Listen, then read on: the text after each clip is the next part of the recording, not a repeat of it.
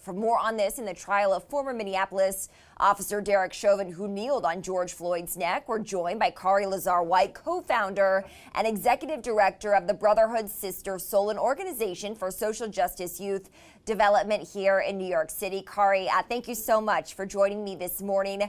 What does the revelation of this incident being called an accidental discharge mean for people fighting for better training for law enforcement? I think that people are exhausted at this point. People are angry at this point. No one gives credence to the idea that this was an accident. If somebody is unable to determine the difference between a device that can kill someone and a device that is a taser, then they shouldn't be on the police force, number one. I think number two, why are we having a conversation about tasing somebody who was pulled over for a traffic violation? I think this is what opens up the conversation about what is the role of police? What is the role of force?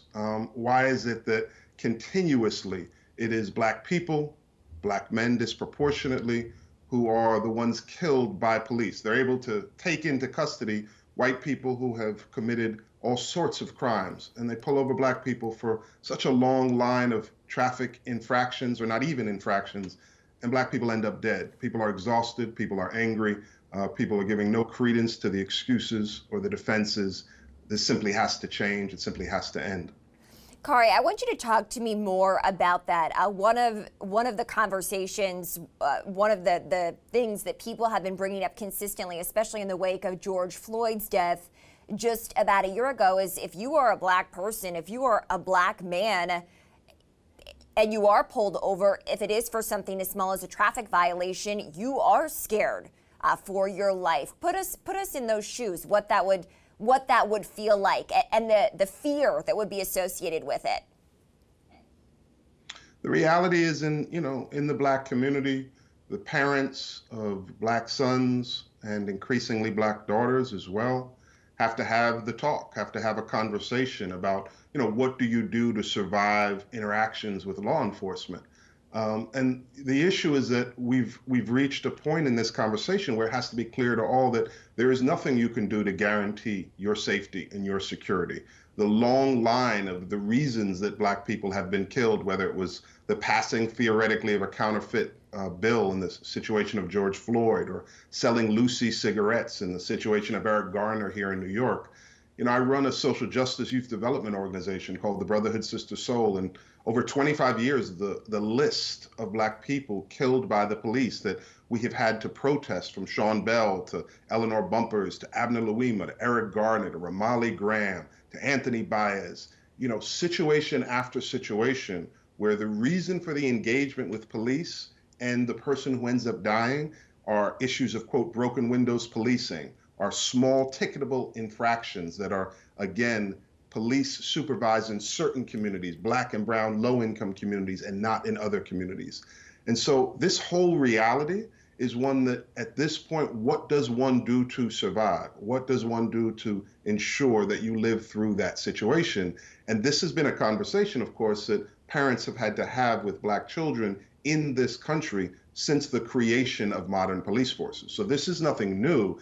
It's just that it's being caught on camera, and now the conversation is one that we are having on a national level. Mm-hmm. And this tragic death unfolded just miles away from where George Floyd died, when Derek Chauvin did kneel on his neck again just about a year ago. The defense set to begin their side of the case in the George Floyd murder trial today. Does this recent event with Daunte Wright, does this change the case at all? When you look at what the defense is already putting forward with regards to its defense, this idea that it was necessary because George Floyd is a sizable guy, that he, quote, had drugs in his system, that the force was, quote, necessary. These are all the tropes that have been used about the big, strong, angry Black man, the drug-fueled Black man, the fact that this was necessary because of, quote, a hostile crowd and having to control the situation. This man put his knee on George Floyd's back.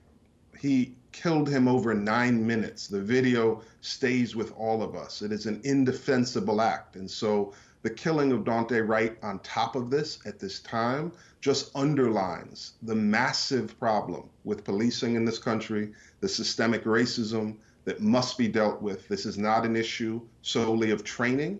This is an issue of repercussion. People must pay for killing other human beings and citizens in the line of duty in this way. They must pay. There must be ramifications. And that's what this trial is about. What are the changes? Are there steps, Khary, that you would recommend to make sure that we get change in this country? Without question. But again, I think, you look at a state like Minnesota that has had conversations over the last 10 years that have culminated in many of the steps of, quote, police reform that people are demanding around the country in Minneapolis. It did not stop the killing of George Floyd. So yes, training is part of it, but it's also about criminal ramification for law enforcement that kill fellow citizens. The idea that somehow they are more protected in their actions, that they have some type of immunity when they kill fellow citizens, is a reversal of what it should be. The expectation should be higher. You should not be able to move police force to police force after cases of brutality have been brought against you in one jurisdiction, you move to another. The union protection of police officers, that means that so often they cannot be fired in the way that they should be fired from lesser infractions before it reaches a point of people dying. But what the real result is not about training. It's about ramification for the actions of what police officers do. They will continue to do it until there's sufficient ramification, number one. And number two, it's about looking at how policing operates in the United States of America and what has been allowed, what has been undergirded to support policing all around the country, and changing the lens, shrinking the imprint of policing, and saying police should not be engaged in many of these circumstances. Again, why were they called for George Floyd? They were called because theoretically the passing of a counterfeit bill. The police do not need to engage in these situations. And if they are not engaging in the situations, more people will be safe.